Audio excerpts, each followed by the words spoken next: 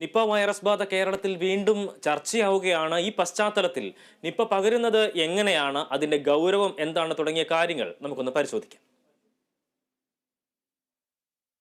പൊതുവെ മൃഗങ്ങളിൽ നിന്നും മൃഗങ്ങളിലേക്കാണ് നിപ വൈറസ് കൂടുതലായി പകരാറുള്ളത്.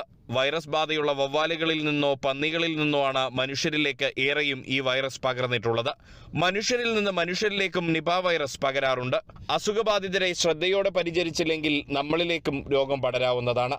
വൈറസ് ബാധയുള്ള വവ്വാലുകളുടെ കാഷ്ടം കലർന്ന പാനീയങ്ങളും വവ്വാൽ കടിച്ച പഴങ്ങളും കഴിച്ചാലും രോഗം പകരും.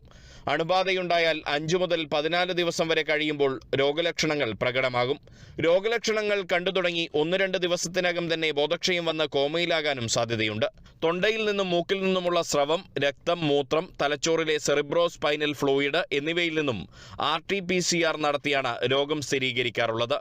എലൈസ ടെസ്റ്റിലൂടെയും രോഗം തിരിച്ചറിയാൻ സാധിക്കും. ജാഗ്രതക്കുറവുണ്ടായാൽ മരണസാധ്യതയുള്ള രോഗം കൂടിയാണിത്.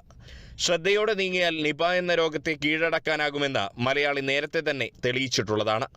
Kerala vision news, Kozhikode.